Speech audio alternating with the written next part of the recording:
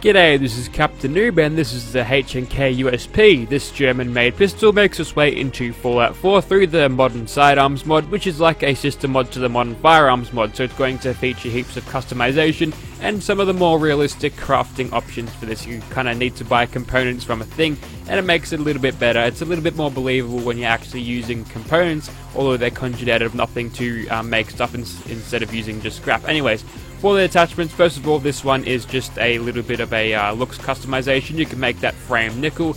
You know what? That looks pretty good. We'll move on.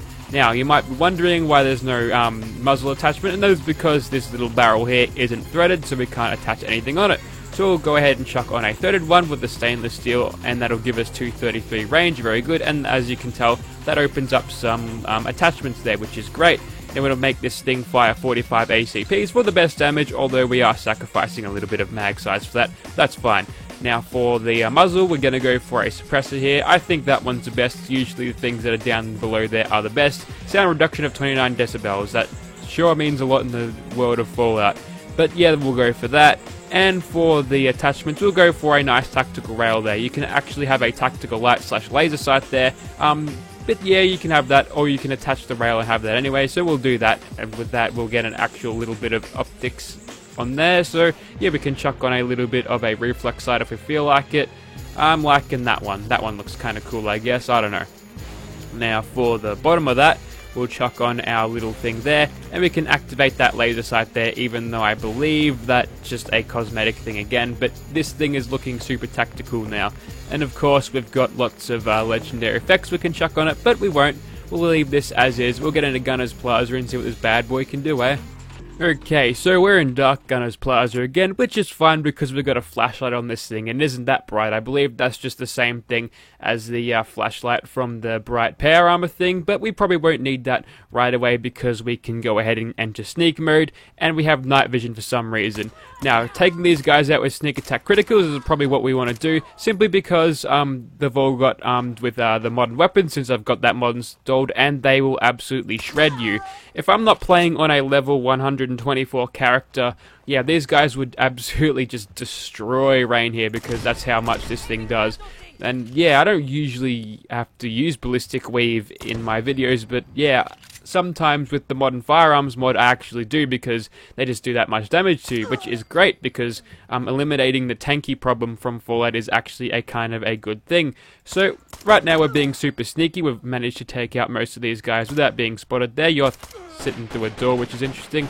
And now we're copping a little bit of that panic fire there. You might notice these animations look different. You've never seen these before. This is because this is some War Daddy animations. He's been hard at work making some cool ass animations for the 10mm pistol. And since these things are rigged to use those animations, they work pretty well with it.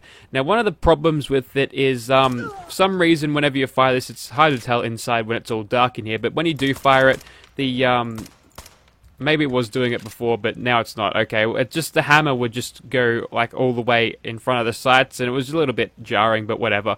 Okay, we'll cut the stealth, and I'm going to show you how fast you can get torn up by these guys. So, even without the sneak attack criticals, this thing can do a pretty good amount of damage for a pistol. I definitely wouldn't be able to hit these guys with this much power with just a standard 10mm or any other 45 shooting weapon. Maybe if you make your pipe pistol fire 45 ACPs, it definitely doesn't do this much damage, which gives you a little bit more of a fighting chance against these guys. But as you can see there, I haven't been shot all that much. I've just got a nice little stagger there, but I'm almost dead already. So we'll go into Nerd Rage here, if the thing would activate. And there's Captain Bridget there. We'll try to kill her because she's got a damage over time on her weapon. That's a little bit scary to me. I'm pretty sure I'm going to die, so we'll go for a crit there. And if our health is in that diver situation, we're going to have to pop his Stimpak.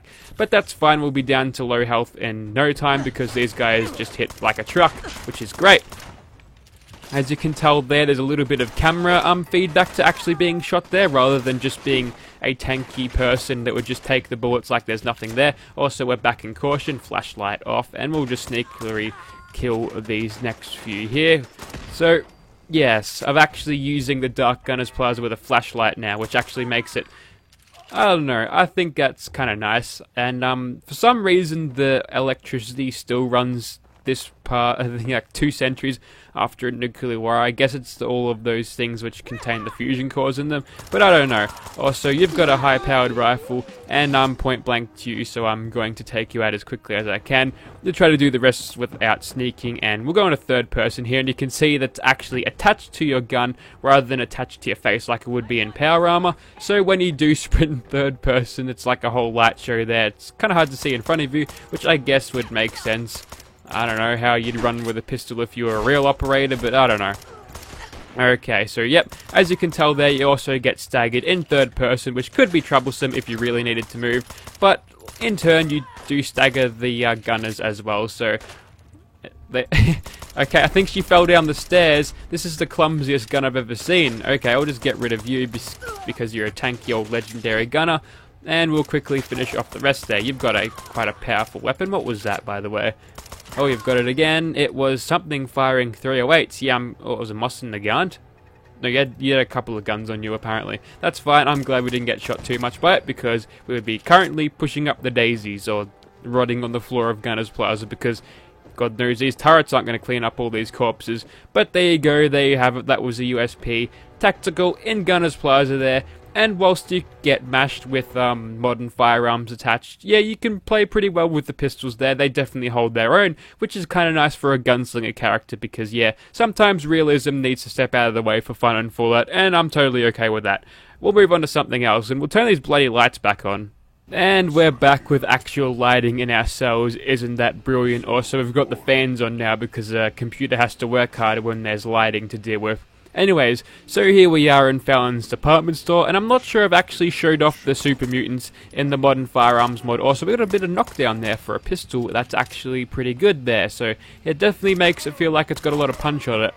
Now, what's interesting about super mutants is that they're also altered by the leveled lists that modern firearms makes. So instead of carrying around their usual stuff like the miniguns and the occasional laser sniper and maybe some assault rifles at some points, these guys have got high-powered weapons of the heavy variety. So you can have LMGs on them. I've had guys with 20mm miniguns, which are exceptionally powerful, and you don't want to really deal with those guys. That one's a super mutant warlord. And, okay, we've got a knockdown on him. We might as well finish him off in VATS if we can... There's his head. Yeah, we'll go ahead and do that. As you can tell there, this thing's a pistol. It's going to be great in VATS, especially with a reflex sight. So if you want to be cheap and let the game play itself, then that is a good idea to do that. We'll just quickly back off there. I think Rain's giggling actually got our... yeah, we're in trouble now because Rain's giggling made the super mutants aware to us, but that's fine. We can get some sweet knockdowns on these super mutants for some reason, and with that we can pretty much ragdoll him until he's dead, which is, yeah, not usually done with a pistol. Usually I'd like to do that in the vanilla game with a shotgun and a scope, which is a little bit over excessive, but it's still a lot of fun. Regardless, we've just shot that guy in the arm, so if that arm is crippled, then goodbye accuracy for him, but I'm not sure if they actually notify you of crippled limbs anymore. I have to go into VATS just to confirm that, but we'll just kill these doggos, and we're back into danger somehow. Probably... Ah, there he is. Wait, where have you gone? Also, he just got disarmed through the rooted perk there, so very nice little disarm there, Rain. I'm not sure how you did it, but he's got no super sledge anymore. Also, that is a really bad angle, dude. Christ, my eyes need to get washed out with bleach after seeing that shit. Right, let's just go and find our next victim. It's just that super mutant warlord that I pushed down the hill there. And there we go. He's got a M60 on him. So, oh, god damn it. What's with all this super mutant nonsense today? Ugh, I am very sorry. Avert your eyes, children. And there we go. This guy's got a high-powered LMG on him. And you can tell this is going to make me stagger quite a bit. That looks like a FN M249 type thing. So, yeah. Alright, now he's down on the ground, which is great because that allows us to keep on shooting him. And there's the reload in first person too. Isn't that nice?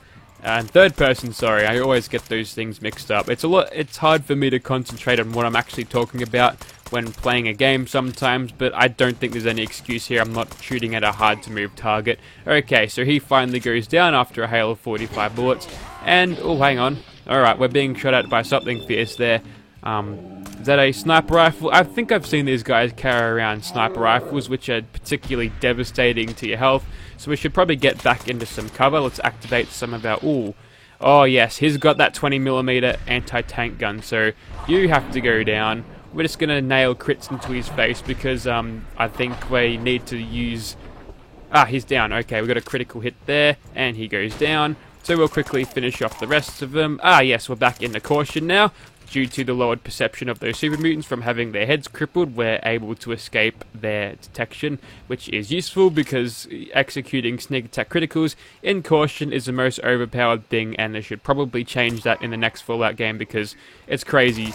It's crazy how much damage you can do just from being in a caution, because with high sneak and all those skill books, you're pretty much never going to be found unless you're right next to him in a darkened cell like this. Okay, so he's an enforcer. He's still got a pretty decently deadly weapon on him, but luckily for us, we can just go ahead and crit him to death. Also, this super mutant has ran for a piss. I'm trying to shoot you.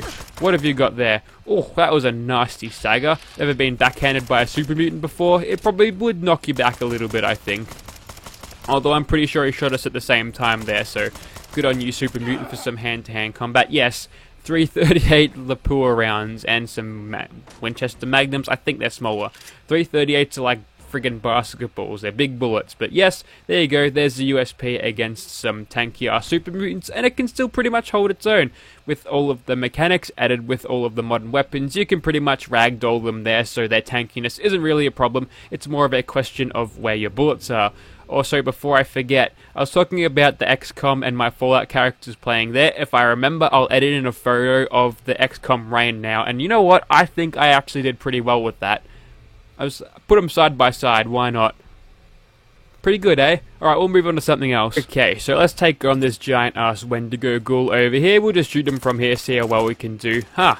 Okay, we're hitting him with sneak attack criticals, aren't we? We should be, but yeah, we're not... there we go. So we're only doing... Okay, I think we're vastly out of range for this weapon. That's our problem there. But with this knowledge that we can ragdoll him, even though he's a big scary monster who has a lot of hit points, is comforting because we could probably kill this guy nice and quickly. Now, one of the reasons why I haven't done anything from the modern sidearms mod before is basically there's a lot of mod weapons out there that pretty much make the modern sidearms mod obsolete because they're usually like the standalone weapons like the 1911. There's G17s and G18s here, so they've obviously got all these modern standalone mods for themselves, which are a little bit more high quality because they've spent a lot more time sort of getting the weapons right. But as for this one, you get pretty good bang for your buck. You get several pistols to use and heaps of fun along with that. They're all added to the leveled list, so they're injected into the game nice and immersively into that. So if you have an Xbox One, I do highly recommend you grab the modern firearms mod because it is on there. Bethesda seem to be okay with it, even though the Nexus is not. Who knows? I'm not really into the mod politics because that shit kind of annoys me, but there you have it. That was the modern firearms, sidearms, USP tactical there, which is kind of nice. And yeah, if you go ahead and use this, let me know what you think, and maybe if there's more that you like to see from this particular mod that haven't been covered through other standalone mods already, then yeah, be sure to let me know because I am actually keen to see what this thing is. You know, what more this mod has to offer, and especially since War Daddy has freshened up using these things with some more animations, I am definitely keen for that too, so good on you, War Daddy, you did good with your animations and shit. Thank you for watching, guys. Also, my flashlight's still on. Interesting. Where are you hiding that pistol, Rain?